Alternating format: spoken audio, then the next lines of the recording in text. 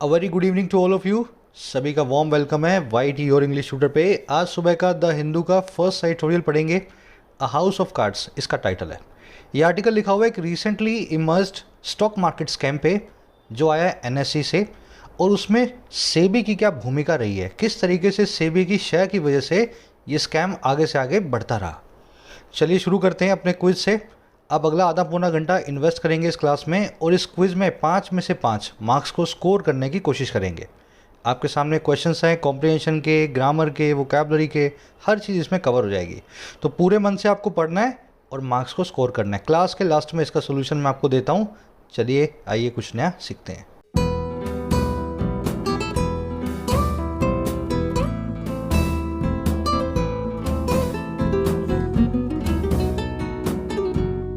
अच्छा, competitive exam aspirants अपनी app को जरूर डाउनलोड करें प्ले स्टोर से, your English tutor. First comment में इसका लिंक डाल रहा हूँ। आपको यहाँ पे अफोर्डेबल प्राइसेस में अच्छे और बेहतरीन कोर्सेज मिलते हैं। डिस्क्रिप्टिव का, बैंकिंग का, एसएससी का, सभी कोर्स मैं खुद बनाता हूँ। फ़ायदा आप इनका ऐप पे जा करके ले सकते हो। कह रहा है अ हाउस ऑफ कार्ड्स। देखिए हाउस ऑफ कार्ड्स है ना, ऐसे बहुत सारे टीवी शोज़ भी हैं, मूवीज़ भी हैं इस वर्ड पे, इस फ्रेज़ पे। ये बड़ा मशहूर सा फ्रेज है। इसका मतलब क्या होता है? ताश के पत्तों का महल। अ वेरी फीबल और शेकी और अनस्टेबल सेटिंग। अगर आप एक पत्ते के ऊपर दूसरा पत्ता ऐसा रख के एक महल सा बनाए ना ताश के पत्तों का, तो हल्की सी हवा आएगी तो पूरा महल ढह जाएगा। तो किसी भी कमज़ोर सी चीज़ को जिसकी कोई नींव ना हो उसको बोलते हैं हाउस ऑफ कार्ड्स, ताश के पत्तों का महल। कह रहा है, बात कर रहा है ऑन एनएससी प्रोब। एनएससी की प्रोब की कर रहा है, नेशनल स्टॉक एक्सचेंज में जो इन्वेस्टिगेशन चल रही है उसकी बात की जा रही है। चलिए अब डिटेल में देखेंगे। हाउस ऑफ कार्ड्स नाम की फ्रेज को नोट करें। A very unstable setting. Title paragraph से मालूम चलेगा क्या कहना चाह रहा है। कह रहा है systemic risk stemming from misdeeds at the NSC have evinced lacklustre response. कह रहा है सिस्टेमिक रिस्क जो है ना, देखिए सिस्टेमिक रिस्क क्या होते हैं? ऐसे जोखिम, ऐसे रिस्क, ऐसे पेरिल जो सिस्टम से निकल करके आए हैं, सिस्टमैटिक हैं, किसी इंसान की वजह से कम है और सिस्टम में खराबी की वजह से ज़्यादा है। कह रहे सिस्टम में खराबी की वजह से जो जोखिम आते हैं, और कौन से जोखिम है सर? ये वो जोखिम है जो स्टेम फ्रॉम होते हैं, इमिनेट या इमर्ज फ्रॉम होते हैं, है ना, जो किसी चीज़ से निकल करके आते हैं, और निकल करके आते हैं मिसडीड से, बुरे कर्मों से। मिसडीड मतलब किसी आदमी के बुरे कर्म। और कहाँ पे? एनएससी की नाम की संस्था के अंदर। कह रहा है ऐसे जो रिस्क है ना इस प्रकार के, जो सिस्टम की वजह से हैं और किसी आदमी की गलत कर्मों की वजह से निकल करके आते हैं। कह रहा है ऐसे रिस्क ने एविंस किया है, ऐसे रिस्क ने डिस्प्ले या डिमॉन्स्ट्रेट किया है ऐसे रिस्पॉन्स को जो बड़ा ही लैक लस्टर है, ढीलम ढाल वाला है। आ रही है बात समझ में? तो एनएससी के अंदर किसी आदमी ने बुरे कर्म किए, मिसडीड्स की, रॉन्ग डूइंग की, उस बुरे कर्मों से रिस्क निकल करके आए पूरे सिस्टम के द्वारा, है ना, सारे इन्वेस्टर्स के ऊपर। ऐसे जो रिस्क हैं उनके सामने बहुत ही ख़राब सा, बहुत ही ढीलम ढाल वाला रिस्पॉन्स जो है सेबी ने दिखाया है। रिस्क आपका सब्जेक्ट है, हैव एनविस्ड आपकी वर्ब है, एविंस का मतलब होता है डिस्प्ले या डिमॉन्स्ट्रेट करना, किसी चीज़ को समझ गया ना, सबके सामने रखना, दिखाना, एविंस करना। लैक लस्टर का मतलब होता है ढीलम ढाल वाला। इसको dull, boring, lifeless, listless, laid back, lackadaisical, सारे के सारे ढीलम ढाल के सिनोनिम है। ध्यान देना ये लैकेडेसिकल है ना, फिर एक लेड बैक, ये सारे वर्ड्स आज के आर्टिकल में आप देखोगे लैक लस्टर के सिनोनिम है। लैक लस्टर की दोनों स्पेलिंग सही हैं, TRE वाली और TER वाली। ऑफकोर्स लेफ्ट साइड वाली ब्रिटिश है, राइट साइड वाली अमेरिकन है। हम ब्रिटिश स्पेलिंग को फॉलो करते हैं, प्रिफर करते हैं। राइट वाली स्पेलिंग भी गलत नहीं है, ER वाली, ठीक है। स्टेम फ्रॉम करना है, इमर्ज फ्रॉम करना है, एमिनेट फ्रॉम करना, किसी चीज़ का किसी से निकल करके आना। मिसडीड मतलब रॉन्ग डूइंग, किसी के बुरे कर्म, इसको मिसकॉन्डक्ट भी बोलते हैं। अब एक काम करेंगे, सारी की सारी जो वोकैब आप देख ही पा रहे हो, वोकैब बहुत सारी है ना, सारी वोकैबलरी को अलग से लेके पढ़ लेते हैं ताकि आर्टिकल को स्मूथली अपने बढ़ते जाए। उसी के साथ आप सभी कॉम्पिटिटिव एग्जाम एस्पिरेंट्स को मॉक टेस्ट के लिए मैं रिफ़र करूंगा टेस्टबुक.com। इसकी खूबी ये है कि इसमें 470 एग्जाम्स के 34,000 से ज़्यादा मॉक टेस्ट एक सिंगल पैकेज में अवेलेबल हैं। अब 34-35 हज़ार मॉक टेस्ट हैं तो इसमें इजी भी होंगे, डिफ़िकल्ट भी होंगे, मॉडरेट भी होंगे। हर तरह के मॉक टेस्ट को प्रैक्टिस करने का आपको मौका मिलता है। ये सारे मॉक टेस्ट सभी एग्जाम से एक सिंगल पैकेज में अवेलेबल है। 1 साल की वैलिडिटी 399 से 3 साल की वैलिडिटी में 599 से। लेकिन 1 ईयर पास और 3 ईयर पास पे अगर आप कोड लगाते हैं YT10 तो आपको एडिशनल डिस्काउंट मिलता है 1 ईयर पास 360 में और 3 ईयर पास 540 के अंदर। जरूर से डिस्काउंट का फायदा उठाएं, कोड लगाएं YT10। इस वीडियो के फर्स्ट कमेंट में ऐप का लिंक आपको मिल जाएगा। चलिए, अपनी वोकैब शीट है, सारे नए पुराने वर्ड्स इसी शीट में आपको मिलेंगे। इस शीट को आप डाउनलोड कर सकते हैं इस टेलीग्राम ग्रुप से। सर्च करो YT योर इंग्लिश ट्यूटर, जैसा लिखा हुआ नाम आपको एक ग्रुप मिल जाएगा। सुबह 7 बजे एडिटोरियल की PDF, क्विज़ की PDF, हर चीज़ आपको ग्रुप में मिल जाती है। आज के वर्ड्स हैं हमारे पास क्रैक डाउन, फिर स्टेम फ्रॉम, लैकेडासिकल, एक वर्ड है सर रियल कई बार कर चुके हैं, और एक वर्ड है एंटेल, ये एक नया वर्ड है। देखिए, क्रैक डाउन आप जानते हैं शिकंजा कसना। क्रैक डाउन और क्रैक डाउन स्पेस के बिना और स्पेस के साथ। जो स्पेस के बिना है वो तो एक नाउन यानी कि शिकंजा, और स्पेस के बिना है वो एक फ्रेजल वर्ब यानी शिकंजा कसना। समझ रहे हो मेरी बात को? ये दोनों अलग अलग वर्ड्स हैं। अगर स्पेस डाल दिया तो फ्रेजल वर्ब है शिकंजा कसना, नहीं डाला तो ये एक नाउन है शिकंजा। Police are running an operation to crack down on the narcotics business. Police वाले एक ऑपरेशन को रन कर रहे हैं शिकंजा कसने के लिए नशे के व्यापारियों पे, नारकोटिक्स बिजनेस पे। आगे बात समझ में? नारकोटिक्स मतलब नशे का काम। तो ये क्रैक डाउन नाम का वर्ड आप आर्टिकल में देखेंगे। इसको क्लैंप डाउन, कर्ब या रेन इन करना भी बोलते हैं, शिकंजा कसने को। ये सारे के सारे सिनोनिम्स हैं। स्टेम फ्रॉम मैंने अभी आपको बताया, किसी चीज़ का कहीं से निकल करके आना। Appear from, materialise from, emanate from, है ना, come from, originate from. From preposition fix है, इसके सारे सिनोनिम्स के बाद बस कोई चीज़ कहीं से निकल करके आई हो, इस फ्रेजल वर्ब को आप यूज़ कर दें। The pandemic has stem from the negligence of China. ये पैंडमिक निकल करके आई है, स्टेम फ्रॉम हुई है चाइना की लापरवाही से, नेग्लिजेंस से। ठीक है, स्टेम फ्रॉम हुई है। चलिए आगे बढ़े। एमिनेट एक एडवांस वर्ड है, याद रखें। एमिनेट फ्रॉम स्टेम फ्रॉम का सिनोनिम है। लैकेडासिकल, ढीलम ढाल वाला। स्पेलिंग देख लेना, लैक फिर फिर डायसिकल, है ना, लैकेडासिकल, ढीलम ढाल वाला। लैकिंग स्पिरिट या हाफ स्पिरिट, हाफ हार्टेड। पढ़ाई कर रहे हो आप, पढ़ाई कर रहे हो, दिमाग में कुछ और चल रहा है, तो ये आपकी लैकेडासिकल जो है ना, मतलब अप्रोच है पढ़ाई के लिए। आपकी पढ़ाई में आपने जान तो लगाई नहीं, आपने हार्ट तो लगाया ही नहीं। इसको लिस्टलेस या लेथार्जिक भी बोलते हैं, लेड बैक या लैक लस्टर भी बोलते हैं। सारे इसके सिनोनिम वर्ड्स हैं लैकेडासिकल के। Competitive exams of India can't be cracked with a lackadaisical approach. भारत के कॉम्पिटिटिव एग्जाम्स बिल्कुल भी ढीलम ढाल रवैये से क्रैक नहीं किए जा सकते हैं। आप सब जानते ही होंगे इस चीज़ को, है ना। चलिए, सेंटेंसेज ऐसे ही बनाता हूँ जो दिमाग में बैठ जाएँ, थोड़ा सा रिलेट कर पाओ आप। लास्ट वर्ड है हमारे पास, सेकंड लास्ट है, सर रियल। ये वर्ड बना है रियल से। सर का मतलब जो आगे निकल जाए, और रियल मतलब जो सच हो। सच्चाई से भी जो आगे होता है ना, वो होता है सर रियल। इसको बोल सकते हैं ड्रीम लाइक। समझ रहे हो मेरी बात को? आपने सोचा बहुत कुछ होगा लाइफ में, पर कुछ ऐसी चीज़ें होंगी जो आपको लगता है कि करूँगा, शायद करना बड़ा मुश्किल होगा आपके लिए, वो सारी चीज़ें सर रियल है। ऐसी चीज़ें जो ड्रीम लाइक है, सपने में देखते हो ना, वो कहलाती हैं sir real. Photoshop can make your pictures look sir real. Photoshop आपकी पिक्चर्स को हकीकत से ज़्यादा अच्छा यानी कि ड्रीम लाइक बना सकता है। फोटोशॉप में आप इतने सुंदर दिखते हो आपकी फोटोशॉप होने के बाद पिक्चर्स, कि जैसे आप नहीं भी होते ना वैसे भी आप दिखाई देने लगते हो। इसको वर्चुअल या इनक्रेडिबल भी बोलते हैं, सर रियल को, जिस पे भरोसा ना आ सके, इनक्रेडिबल। चलिए, लास्ट वर्ड है हमारे पास, एनटेल। ये वर्ड बना है एन प्लस में टेल से, एक वर्ब है। टेल मतलब पूंछ, एन लगाया गया रूट इसको वर्ब बनाने के लिए। कोई चीज़ जब दूसरी चीज़ के पीछे पूंछ की तरह आती है, जैसे एक जानवर है, उसकी पूंछ है, तो जो पूंछ है ना वो जानवर के पीछे पीछे आएगी ही, और ज़रूरी है उसका आना क्योंकि वो जानवर से जुड़ी हुई है। एंटेल इसका मतलब क्या होता है? किसी चीज़ का ज़रूरी बन जाना या किसी चीज़ की नेसेसिटी को पैदा कर देना। जैसे समझ रहे हो ना, कोई चीज़ जो आएगी, जो पीछे पीछे आपके आएगी, वो नेसेसरी है होना उस चीज़ का। मैं आपको एग्जांपल के जरिए समझाता हूँ। Financial frauds entail harsh punishment इन इस्लामिक रिजीम्स। फाइनेंशियल फ्रॉड्स जो होते हैं वो नेसेसिटेट करते हैं, रिक्वायर करते हैं, कॉल फॉर करते हैं बहुत ही हार्श पनिशमेंट का इस्लामिक रिजीम्स में, ऐसे रिजीम्स, ऐसी कंट्रीज़ में जहाँ पे इस्लाम का राज है। फाइनेंशियल फ्रॉड्स को बहुत ज़्यादा तवज्जो दी जाती है, बहुत ज़्यादा पनिशमेंट्स दी जाती हैं।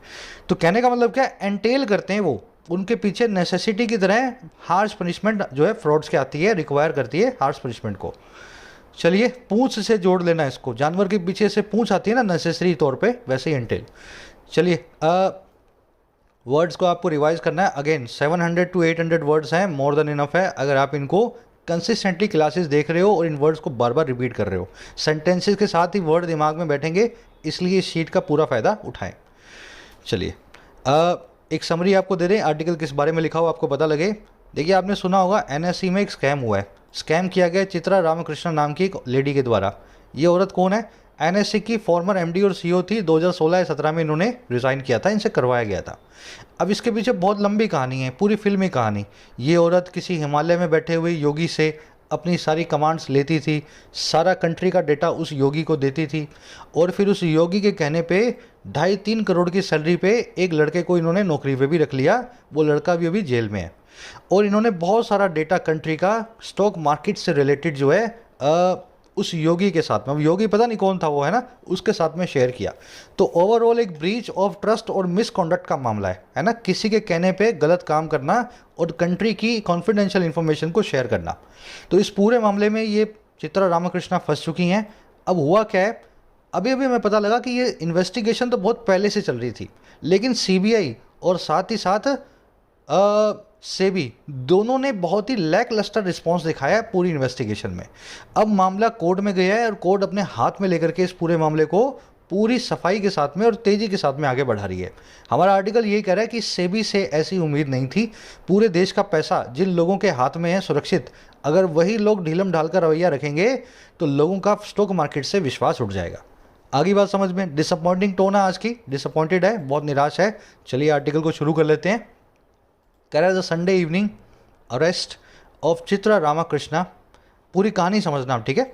Sunday evening arrest of Chitra Ramkrishna, the former MD and CEO of India's largest stock exchange by the Central Bureau of Investigation और CBI should change the course of what has been a laid back probe into alleged misuse of exchange data by market players and jarring even surreal government lapses। सबसे पहले पूरा background बता रहा है। कह रहा है संडे की शाम को होने वाला जो गिरफ्तारी है, जो अरेस्ट है इस चित्रा रामकृष्णा नाम की औरत की। अब ये औरत कौन है? ये देखो, कोमा से कोमा में लगा के इसने बताया अपोजिटिव फ्रेज, है ना, फ्रेज इन अपोजिशन। कह रहे ये औरत है जो फॉर्मर यानी पुरानी एमडी भी थी और सीईओ भी थी भारत के सबसे बड़े स्टॉक एक्सचेंज की, जिसका नाम है एनएससी। आई बात समझ में। कह रहे इस औरत की जो अरेस्ट है ना, इस टाइप की जो ये औरत है, इस टाइप की जो लेडी है जो ये काम करती थी, और ये अरेस्ट हुई है सेंट्रल ब्यूरो ऑफ इन्वेस्टिगेशन के द्वारा, यानी कि सीबीआई के द्वारा। कह रहे ये अरेस्ट जो है ना, इसको बदल देना चाहिए, चेंज कर देना चाहिए पूरे कोर्स को, पूरे रास्ते को, पाथ को। और किसके? एक ऐसी चीज़ के वर्ड, एक ऐसी चीज़ के जो रही है एक बहुत ही ढीलम ढाल वाली प्रॉब, बहुत ही लेड बैक या लैक लस्टर इन्वेस्टिगेशन। और प्रॉब किसके अंदर भाई? एक कथित तौर पे दुरुपयोग के, मिसयूज़ के, गलत इस्तेमाल के, और किसके? एक्सचेंज के डेटा के, स्टॉक एक्सचेंज के इंफॉर्मेशन के, और किसके द्वारा? मार्केट प्लेयर्स के द्वारा। और जारिंग, यहाँ तक कि ड्रीम लाइक, सपने जैसी गवर्नेंस लैप्सिस का, ऐसे लैप्सिस का, ऐसे फेलियर्स का, ऐसे मिस्टेक्स का जो गवर्नेंस में आए हैं, एडमिनिस्ट्रेशन में आए हैं, जो बहुत जारिंग भी हैं और यहाँ तक कि सरियल भी हैं, सपने जैसे हैं, ड्रीम लाइक है। जारिंग का मतलब होता है ऐसी चीज़ जो आपको अनसेटल कर दे, आपको बहुत हार्श लगे सुनने में। सेंटेंस थोड़ा सा लंबा है, थोड़ा सा ट्विस्टेड है, एक बार इसको रिपीट करेंगे, फिर स्ट्रक्चर देखेंगे और ग्रामर वोकैब में घुसेंगे। संडे की अरेस्ट चित्रा रामकृष्णा की, जो फॉर्मर एमडी और सीईओ हैं इंडिया के सबसे बड़े स्टॉक एक्सचेंज की। ये अरेस्ट जो की है सीबीआई ने, इस अरेस्ट को बदल देना चाहिए उस पूरे रास्ते को, पूरे कोर्स को, पूरे पाथ को, जो रहा है एक ऐसी प्रॉब का, एक लेड बैक प्रॉब का, और किसमें? अलेजिड मिसयूज में, कथित तौर पे दुरुपयोग में, एक्सचेंज के डेटा के, मार्केट प्लेयर्स के द्वारा, और अनसेटल करने वाली, जारिंग, अनसेटल करने वाली, यहाँ तक कि सपने जैसी, हकीकत से भी ज़्यादा सरकार के जो गवर्नेंस के लैप्सेस हैं, जो कमियां हैं, जो समझ गए ना, फेलियर्स हैं। चलो, सेंटेंस की स्ट्रक्चर क्या है? अरेस्ट की वर्ब है शुड चेंज, व्हाट की वर्ब है हैज़ बीन, व्हाट आया है रिलेटिव प्रोनाउन, जब एंटीसीडेंट ना दिया गया हो तब आप यूज़ करते हैं व्हाट। आज डिटेल में नहीं जाऊँगा, बेसिक ग्रामर में आप कर चुके हो, व्हाट को, हु को, विच को, दैट को कैसे यूज़ करना है। लेड बैक, लैक लस्टर, लैकेडेसिकल, जानते हो ना, ढिलम ढाल वाला। लैप्स का मतलब होता है कमियां, मिस्टेक्स, ब्लंडर, जो आपकी चूक होती है वो कहलाती है लैप्स। जारिंग कौन सी चीज़ होती है? मैं आपको एग्जाम्पल के जरिए समझाता हूँ। वैसे तो उसका मतलब होता है अनसेटलिंग। आप कभी किसी हार्श जगह पे कोई चीज़ को रगड़ो तो एक आवाज़ निकलती है जो अपने को अनसेटल करती है। कभी कभी कोई दरवाज़ा होता है इस तरीके का, जब वो बंद होता है तो ऐसी आवाज़ करेगा कि आपको खींच आएगी। ऐसी खींच वाली कोई चीज़ होती है ना, वो अनसेटलिंग, जारिंग या हार्श होती है। आगे बात समझ में। जारिंग डोर, जारिंग मैट्स, जहाँ पे आपको खींच आए किसी आवाज़ को सुन के, ऐसी आवाज़ करने वाली चीज़ होती है जारिंग।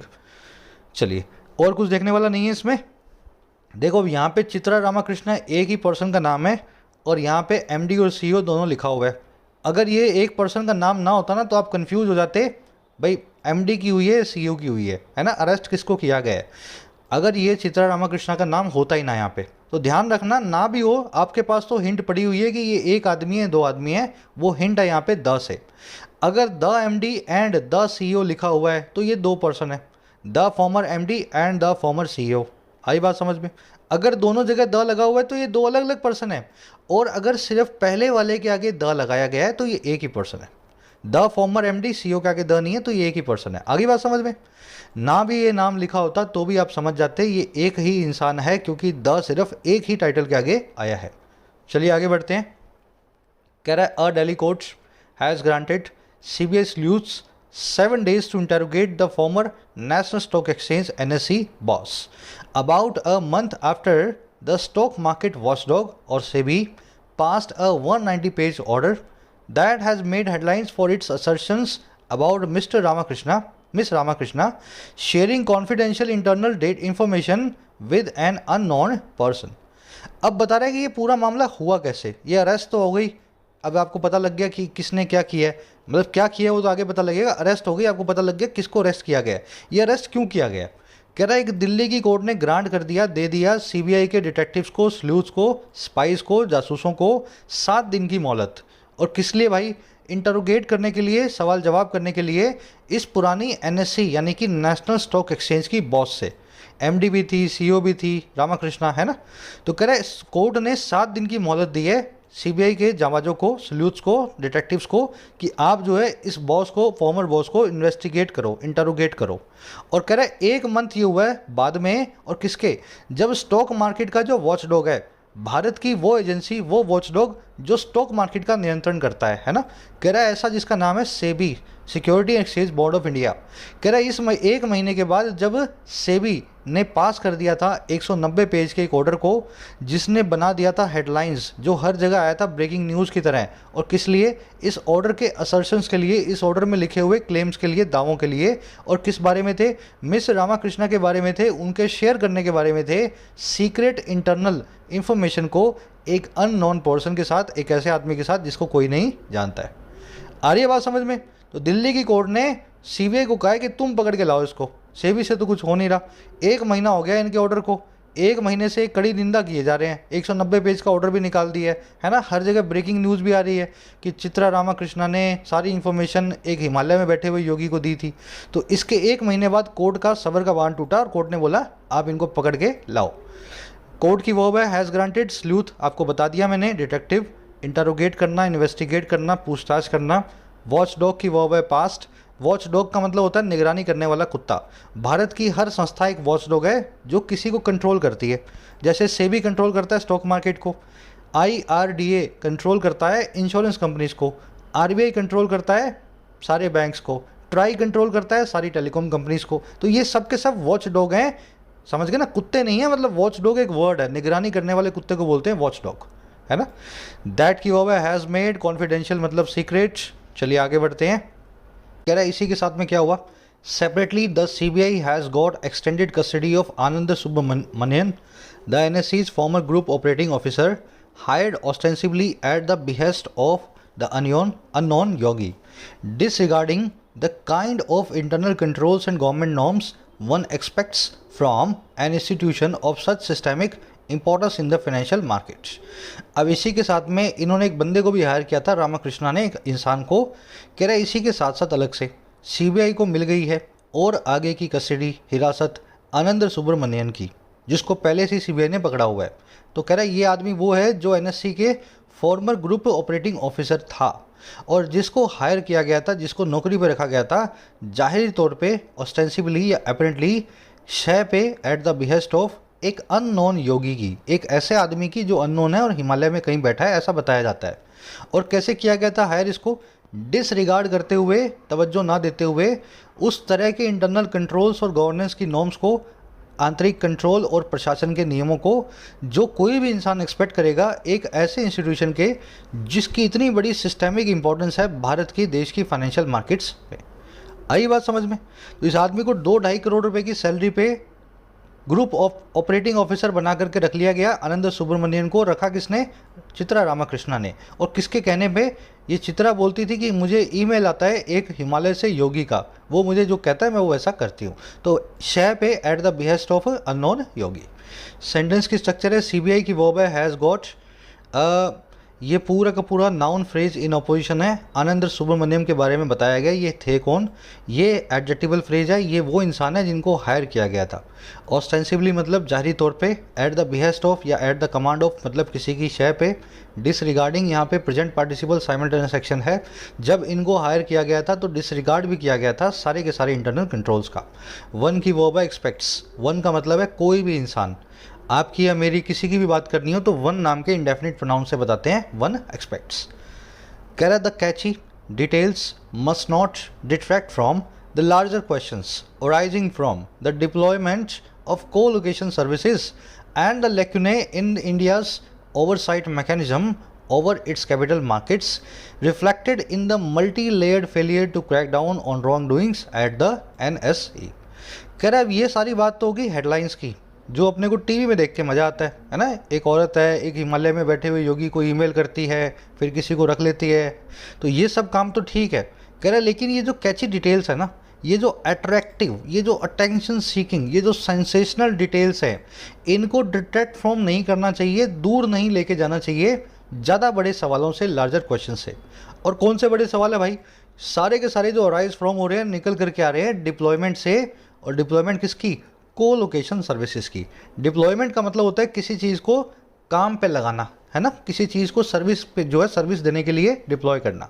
तो ज़्यादा बड़े जो क्वेश्चन निकले हैं वो इससे निकले हैं, को-लोकेशन सर्विस नाम की सर्विस से। और कह रहे जो उस लैक्यूने से, उन सारी की सारी कमियों से, शॉर्ट कमिंग से, उन सारी की सारी रॉन्ग डूइंग से जो आई हैं इंडिया की ओवरसाइट में, इंडिया के सुपरविजन के मैकेनिज्म में। और किसके ऊपर ये मैकेनिज्म है? भारत के आर्थिक बाज़ारों का, कैपिटल मार्केट्स का। और ये रिफ्लेक्टेड है इस कई तय वाले मल्टी लेयर फेलियर में जो है क्रैक डाउन करने का, शिकंजा कसने का गलत कामों पे, बुरे कर्मों पे एनएससी के अंदर। आई बात समझ में? तो कैची हेडलाइन से ये बड़े क्वेश्चन मत भूल जाना जो इन चीज़ों से निकल रहे हैं। पहली चीज़ तो है को-लोकेशन सर्विस, जिसके आगे बात करेगा इसमें क्या कमियां हैं। और दूसरी चीज़ है वो कमियां, वो लैक्यूने, वो सारी की सारी शॉर्ट कमिंग्स जो भारत की ओवरसाइट मैकेनिज्म्स में है। और ये मैकेनिज्म है भारत की कैपिटल मार्केट्स में। और सारी की सारी ओवरसाइट जो दिखाई देती है, रिफ्लेक्ट होती है इस कई तय वाले फेलियर में जो शिकंजा कसने का है गलत कामों पर एनएससी के अंदर। डिटेल्स की वो है must not detract from, detract from, take away from, दूर ले जाना। Arising from, emanate from, emerge from, appear from, come out from, याद है ना? लैक्यूना, लैक्यूना इसका मतलब होता है शॉर्ट कमिंग, आपकी कमियां, शॉर्ट कमिंग। इसका प्लूरल है लैक्यूनाए। आपने खाली ए के आगे ई लगा दिया। तो ये 2-3 वर्ड्स हैं अपने पास, जैसे लैक्यूना और फॉर्मूला जो मुझे याद थे मैंने लिख दिए। इन वर्ड्स को जब आपको प्लूरल बनाना हो तो आप क्या करें? इनके पीछे ई लगा दें, ठीक है? नाउन चैप्टर का पार्ट है ये, ई लगा के भी कुछ वर्ड्स को प्लूरल बनाया जा सकता है। तो लैक्यूनाज लिखने की ज़रूरत नहीं है, लैक्यूनाज है ना, लैक्यूनाज लिखने की ज़रूरत नहीं है, ई लग गया तो प्लूरल बन गया। फार्मूलाज लिखने की ज़रूरत नहीं है, ई लग गया तो प्लूरल बन गया। चलिए बढ़े आगे। Crack down, clamp down, rein in, control, शिकंजा कसना, है ना? अब देखो को-लोकेशन सर्विसेज की बात करेगा। कह रहा है ये जो खास तरह की सर्विस है ना, the co-location services offered by the NSC which give market operators willing to pay a premium a head start on exchange trading data and define their own algorithms for high frequency trades are permitted by SEBI but were ostensibly misused by certain players। कह रहे जो co-location services हैं खास तरह की service जो offer की जाती हैं एनएससी के द्वारा और जो दे देती हैं, गिव कर देती हैं मार्केट के ऑपरेटर्स को, ऐसे लोग जिनके पास बहुत सारा पैसा है और मार्केट में ऑपरेट करते हैं, शेयर को ऊपर या नीचे लाने की जो है हिम्मत रखते हैं। कह रहे ये सर्विसेज जो एनएससी देता है और वो जो है सर्विस जो दे देती है इन ऑपरेटर्स को। और कौन से ऑपरेटर्स? जो तैयार हैं, विलिंग हैं ज़्यादा पैसा देने के लिए, पे करने के लिए एक प्रीमियम को। अच्छा क्या देता है इनको? इनको देता है एक हेड स्टार्ट यानी कि एडवांटेज। और किस पे? एक्सचेंज ट्रेडेड डेटा पे, शेयर मार्केट के डेटा पे। और डिफाइन भी कर देता है फाइन ट्यून या रिकैलिब्रेट भी कर देता है, एडजस्ट भी कर देता है उनकी खुद की एल्गोरिथम को, उनके खुद के जो है कंप्यूटर सॉफ्टवेयर्स को, और किसके, हाई फ्रीक्वेंसी ट्रेड्स के लिए, बार बार होने वाले ट्रेड्स के लिए बहुत बड़ी फ्रीक्वेंसी के साथ। कह रहा है ये सर्विसेज जो हैं परमिटेड होती हैं सेबी के द्वारा, इन सर्विसेज की परमिशन सेबी से मिली हुई है, लेकिन ये सर्विसेज जारी तौर पे ऑस्टेंसिवली मिसयूज़ की गई, गलत इस्तेमाल की गई कुछ प्लेयर्स के द्वारा। आई बात समझ में? स्ट्रक्चर मैं आपको समझा देता हूँ, फिर पूरा सेंटेंस समझ में आएगा। सर्विसेज की वर्ब है आर परमिटेड, दूसरी वर्ब है वर, और इसके लिए पूरा रिलेटिव क्लोज आया है which give and which refine. Services जो ऑफर की गई हैं एनएससी के द्वारा, जो देती हैं ऑपरेटर्स को, जो पैसा देने की हिम्मत रखते हैं एक एडवांटेज, एक हेड स्टार्ट एक्सचेंज के डेटा पे, और जो रिफाइन कर देती हैं इनकी खुद के कंप्यूटर सॉफ्टवेयर को, जो हाई फ्रिक्वेंसी ट्रेड के काम आता है। ये सारी की सारी परमिट थी सेबी के द्वारा, लेकिन गलत इस्तेमाल इसका होता था। चलिए, और इसमें कुछ देखने वाला है नहीं। हेड स्टार्ट, हेड विंड्स, ये सब बताती हैं आपके एडवांटेज को। याद है ना, हेड विंड्स, टेल विंड्स, वैसे ही हेड स्टार्ट है ना, आपके एडवांटेज कहलाती है head start. Refine, fine tune, recalibrate, एक ही बात है, किसी चीज़ को और ज़्यादा परिष्कृत करना, और ज़्यादा सुधार लाना उसमें, है ना। चलिए, ऑस्टेंसिवली जाहिरी तौर पे इसको अपेरेंटली या सीमिंगली भी बोलते हैं। कह रहा है the NSC's case entails an unfair advantage provided to some brokers within its colocation user community. NSC का जो केस है वो नेसेसिटेट, एंटेल करता है, कॉल फॉर करता है, डिमांड करता है एक अनफेयर एडवांटेज की जो प्रोवाइड की गई थी, और किसको, कुछ ब्रोकर्स को, और किसके अंदर, इसी एनएससी की को लोकेशन यूज़र कम्युनिटी में, जिन लोगों के पास भी सर्विस थी, है ना। तो ये जो है अनफेयर एडवांटेज जो है एनएससी का केस इन लोगों को देता है, एंटेल करता है, नेसेसिटेट करता है। केस की वर्ब है एंटेल्स, एंटेल वर्ड आप देख चुके हैं, प्रोवाइडेड एडजेक्टिव है, एडवांटेज जो प्रोवाइड की गई थी। कह रहा है whatever the defenders of such services में से the premise of giving players with deeper pockets quicker and more information than the average retail investor does not gel with an open market philosophy. कह रहे जो भी defenders इन services के में से कहें, भाई ये को लोकेशन सर्विस है, कुछ लोग पैसा देते हैं, सर्विस का फ़ायदा उठाते हैं, है ना। कह रहे चाहे इस सर्विस का बचाव करने वाले कुछ भी कह दें में से, लेकिन जो प्रीमाइस है ना, जो आधार है, जो बेसिस है, और क्या करने का भाई, देने का उन प्लेयर्स को जिनकी पॉकेट्स बड़ी डीप हैं, जिनके पास बहुत पैसा है, और क्या देने का इनको, ज़्यादा और तेज़ी से इंफॉर्मेशन, और किसके मुकाबले, एवरेज रिटेल इन्वेस्टर्स के मुकाबले, आपके और मेरे मुकाबले। कह रहे इसका बचाव करने वाले सर्विस का कुछ भी कहें, लेकिन ये जो आधार है ना, कि आप कुछ लोगों को जिनके पास ज़्यादा पैसा है, डीपर पॉकेट्स हैं, उनको आप रिटेल इन्वेस्टर से ज़्यादा तेज़ी से और ज़्यादा वॉल्यूम में इंफॉर्मेशन दोगे मार्केट के बारे में। कह रहे ये आधार जो है ना, ये जल विद नहीं होता है, ये मिक्स विद नहीं होता है, ओपन मार्केट की फिलॉसफी के साथ। आगे बात समझ में? तो मेरे पास पैसा ज़्यादा है तो मैं एनएससी से एडवांस इन्फॉर्मेशन लेकर के ट्रेड कर सकता हूँ, जिसमें मुझे फ़ायदा होगा ही होगा, क्योंकि आपके पास तो इन्फॉर्मेशन है ही नहीं, है ना। तो ये आधार ही अपने आप में मार्केट जो है ओपन मार्केट की फिलॉसफी के खिलाफ है। डिफेंडर्स की वर्ब है में से, प्रीमाइस की वर्ब है does not gel with, gel with, mix with, एक ही बात है। फिलॉसफी आप जानते हैं, जब कोई डीपर पॉकेट वाला इंसान हो तो समझ लेना उसकी पॉकेट्स डीप हैं, पैसे वाला आदमी है, पैसा खर्चा कर सकता है। चलिए, अब एक छोटा सा कॉन्सेप्ट करवा देते हैं आपको यहाँ पे, है ना। रीडिंग के साथ में ग्रामर भी ज़रूरी है। ये प्रीमाइस नाम के वर्ड को देखो, क्या मुझे बता सकते हो ये प्रीमाइस, इसके अगर आगे मैं एस लगा दूँ, इस वर्ड का मीनिंग कैसे बदल जाएगा? चलो अपने आप से पहले पूछो, प्रीमाइस मतलब बेसिस, इसके अगर एस लग जाए आगे तो ये बन जाता है प्रीमाइसिस। प्रीमाइसिस, प्रीमाइसिस का मतलब होता है किसी भी एरिया का बाउंड्री, है ना, बाउंड्री, या मतलब कवर्ड एरिया। जैसे कोई स्कूल का प्रीमाइसिस है तो स्कूल की बिल्डिंग जहाँ पे है, स्कूल का प्लेग्राउंड जहाँ पे है, स्कूल की चार दीवारी के अंदर जो भी है ना, वो स्कूल का प्रीमाइसिस है ना। तो area with in a boundary या इनसाइड अ बाउंड्री। अब देखो एक ही वर्ड है, लेकिन ऐसा लगते ही, प्लूरल बनते ही मीनिंग को बदल दिया इसने। आपको ऐसे वर्ड्स को सीखना है। प्रीमाइस मतलब आधार, प्रीमाइसिस मतलब प्रांगण यानी कि एरिया। तो ऐसे सारे वर्ड्स की एक लिस्ट मैं आपको दिखा देता हूँ, ताकि आप उन वर्ड्स को स्क्रीनशॉट ले लेना और थोड़ा इनको रिवाइज करना, ठीक है। कई बार कर चुके हैं इस लिस्ट को। जैसे कि प्रीमाइस, प्रीमाइसिस आपने देख लिया। आयरन और आयरन्स, आयरन मतलब लोहा, आयरन्स मतलब चेन्स, लोहे की सलाखों को बोलते हैं आयरन्स, जिसमें कैदी को रखा जाता है ना। वाटर मतलब पानी, वाटर्स मतलब समुद्री सीमा या नदी का पानी, रिवर वाटर को भी वाटर्स बोलते हैं। नदी का, समुद्र का पानी या समुद्री सीमा को वाटर्स बोलते हैं। अगर एक वाटर्स में इंडियन वाटर्स में एक पाकिस्तानी शिप आपको मिली है, आपने न्यूज़ में कहीं पढ़ा है, तो इसका मतलब क्या है, हमारे फौजियों ने पाकिस्तान की एक शिप को इंटरसेप्ट किया है इंडियन वाटर्स के अंदर, इंडिया की वाटर बाउंड्री के अंदर। तो वाटर और वाटर्स। स्पेक्टेकल मतलब नज़ारा, स्पेक्टेकल्स मतलब चश्मा। ब्लाइंड मतलब अंधा, ब्लाइंड्स मतलब पर्दे, कर्टन्स। वुड मतलब लकड़ी, वुड्स मतलब जंगल या डेंजर, जंगल या डेंजर वुड्स। मैनर मतलब आपका तरीका, मैनर्स मतलब आपके एटिकेट्स, आपकी तमीज़। तो अगर किसी काम को किसी मैनर में कर रहे हो तो वो मैनर है। मैनर्स का मतलब है तमीज़, तमीज़ और तरीके में फ़र्क होता है ना। प्लास्टिक मतलब मटेरियल, प्लास्टिक्स मतलब प्लास्टिक बनाने की आर्ट को कहते हैं प्लास्टिक्स। तो ये कुछ वर्ड्स की लिस्ट है, हमने खुद बनाई है, चुन चुन के इसका फ़ायदा ले सकते हैं। क्वेश्चन बनेंगे इन्हीं पे बनेंगे, अगर आप ध्यान रखोगे तो बड़ा आसान हो जाता है। चलो, कह रहा that institutional mechanisms from the NSC's board and auditors to SEBI an independent regulator accountable to parliament have not delivered is a larger worry. कह रहा दैट ये बात की, अच्छा कौन सी बात, कि इंस्टीट्यूशनल मैकेनिज्म जो हैं, सरकारी संस्थाएं जो है, इंस्टीट्यूशन मतलब एक इंस्टीट्यूशन, एक संस्था, मैकेनिज्म मतलब सिस्टम, संस्थागत सिस्टम जो है, सरकारी सिस्टम जैसे वो भी, और कहाँ से लेकर के कहाँ तक, एनएससी के बोर्ड और ऑडिटर से लेकर के सेबी तक, ठीक है, and from the NSC board and auditors to SEBI. और सेबी क्या है, अब देखो अपोजिशनल फ्रेज है, एक इंडिपेंडेंट रेगुलेटर है जो अकाउंटेबल है, जो जिम्मेवार है पार्लियामेंट के लिए, पार्लियामेंट को जवाब देता है।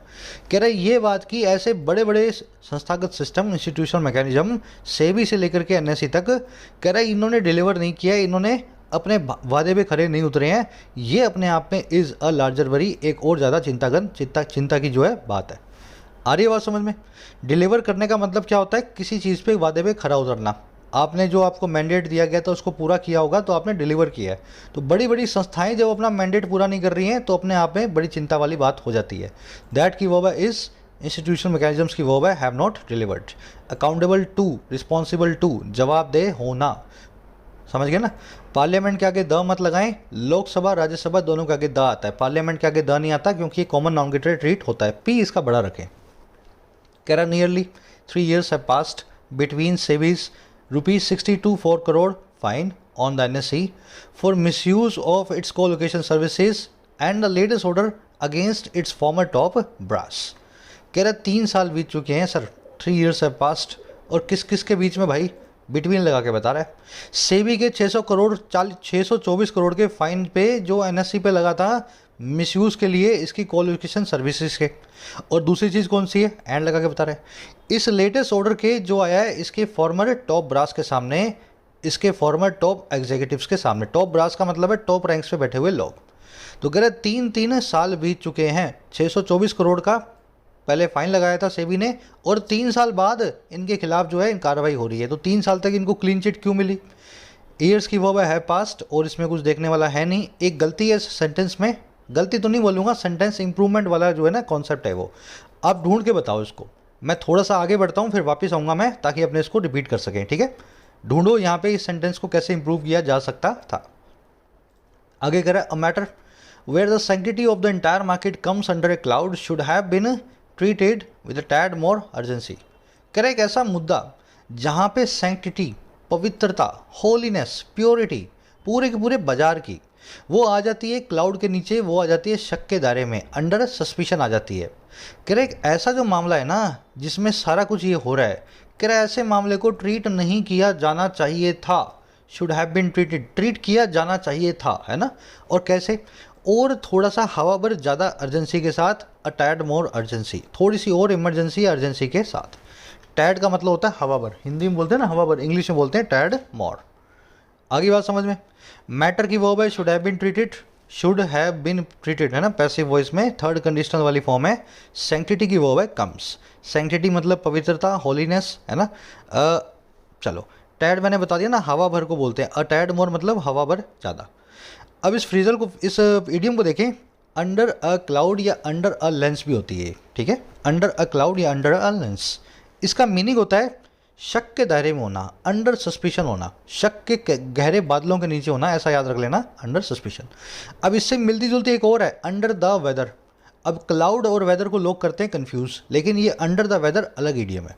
इसका क्या मतलब होता है, इसका मतलब होता है टू बी इल और सिक, ठीक है।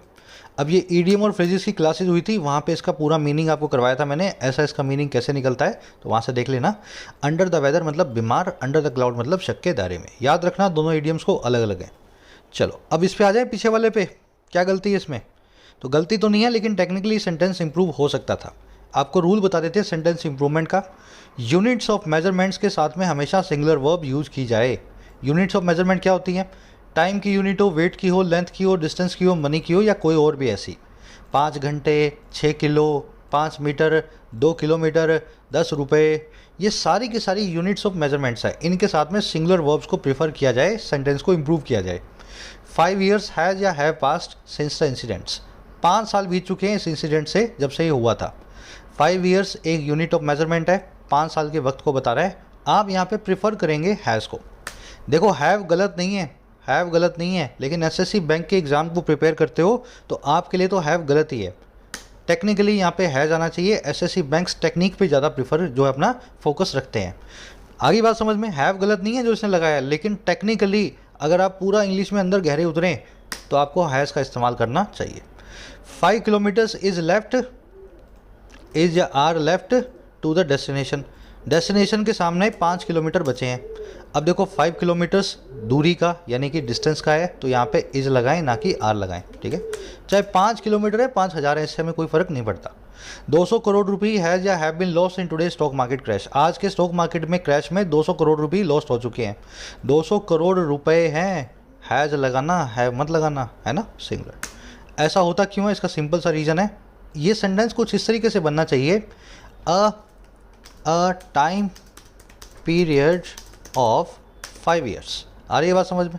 तो यहाँ पे अ टाइम पीरियड ऑफ मिसिंग है, तो अ टाइम पीरियड के लिए हम हैज़ यूज़ करते, 5 years के हिसाब से ना लगाते। तो ये जो है ना मिसिंग कड़ी है, इसी की वजह से ये रूल बना हुआ है। वैसे ही 5 किलोमीटर्स इज़ लेफ्ट, तो यहाँ लिख सकते हैं a distance of 5 kilometres is left to the destination. आ रही है बात समझ में? तो a distance, a time period, a weight, a length, है ना, तो इस वजह से ये सिंगुलर बन जाते हैं, सिंगुलर वर्ब को लेते हैं। मैंने आपको लॉजिक बता दिया है ना। चलो आगे बढ़ते हैं। आ जाओ, ये हो गया था ना सेंटेंस। कह रहा था CBI court, CBI special court has observed that SEBI which began this probe in 16 has been too kind and gentle while the CBI after filing an FIR in 18 has been most lackadaisical. तो special court ने CBI की ये observe किया कि सेबी जिसने शुरू किया था इस पूरी जांच को, प्रोब को, इन्वेस्टिगेशन को सन 2016 में, वो बहुत ही काइंड और जेंटल रही है, बहुत ही, समझ गए ना, सॉफ्ट रही है, काइंड और जेंटल रवैये के साथ में इसने काम किया है। जबकि सीबीआई जब इसने केस को फाइल किया था 2018 में, ये सबसे ज़्यादा रही है लैकेडासिकल, ढीलम ढाल वाली, लैक लस्टर रही है, लेड बैक एटीट्यूड वाली रही है। बात आ गई समझ में? कोर्ट की वर्ब है ऑब्जर्व्ड, सेबी की वर्ब है हैज़ बीन। सेबी के लिए आया विच बिगेन, ठीक है, रिलेटिव क्लोज है विच बिगेन। सीबीआई की वर्ब है हैज़ बीन मोस्ट लैकेडासिकल। चलिए आगे बढ़े। मोस्ट के आगे द आ सकता था, लेकिन लिंकिंग वर्ब के बाद द को ऑप्शन होता है रखना, रखना चाहो तो रखो, नहीं रखना चाहो तो मत रखो। द मोस्ट लैकेडासिकल भी हो सकता था। कर with the new CBI chief in place, the government led by the FM finance minister who is reviewing the handling of NSE case must ensure some deterrent action is accompanied by a review of checks and balances in current governance structures। Correct के साथ ही with, और किसके भाई, नए सेबी के chief के in place होने के साथ ही, इनके अपनी जगह पे आ जाने के साथ ही, जो सरकार है ना, जो लेड बाई हुई है हमारी फाइनेंस मिनिस्टर के द्वारा, ऐसी सरकार जिसको लीड कर रही है हमारी फाइनेंस मिनिस्टर, और जो कि रिव्यू भी कर रही है हैंडलिंग को इस पूरे एनएसई केस की, इस सरकार को इंश्योर करना चाहिए, पक्का करना चाहिए कि कुछ डेटरेंट एक्शन हो, कुछ रुकावट वाला एक्शन हो। कह रहा है और कौन सा एक्शन? ये अकॉम्पनीड बाय होता है एक रिव्यू के साथ में, उन सारे के सारे चेक्स एंड बैलेंसेस का, उन सारे के सारे कंट्रोल के सिस्टम्स का जो आई हैं करंट गवर्नेंस स्ट्रक्चर में, हाल के एडमिनिस्ट्रेटिव ढांचे में। समझ में आया? तो अब नया सीबीआई चीफ आ चुका है, सरकार भी पूरा केस देख रही है, फाइनेंस मिनिस्टर इस केस को लीड कर रहे हैं सरकार की तरफ से, रिव्यू कर रहे हैं हैंडलिंग को इस केस की।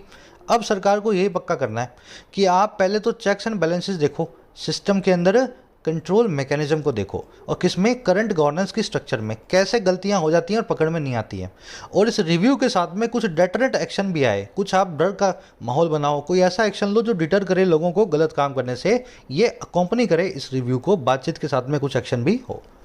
चलिए, सिंपल सेंटेंस था, मुझे तो सिंपल लगते हैं, आपको भी लगने चाहिए अगर आप स्ट्रक्चर को पकड़ रहे होता है ना। डर जाओगे सेंटेंस को देख के तो फिर तो डराएगा ही आपको। स्ट्रक्चर को पकड़ो। गवर्नमेंट की वर्ब है मस्ट इंश्योर। हु की वर्ब है इज रिव्यूइंग। हु आया है फाइनेंस मिनिस्टर के लिए। एक्शन की वर्ब है इज अकॉम्पनीड पैसिव वॉइस में। चलिए, डेटरेंट मतलब रुकावट वाला, चेक्स एंड बैलेंसेस मतलब कंट्रोल मैकेनिज्म। यहीं पर रैप अप करेंगे सेशन को। इंटरेस्टिंग आर्टिकल था आज का। आ जाओ अपने क्विज पे। ये सारे आपके क्वेश्चंस हैं।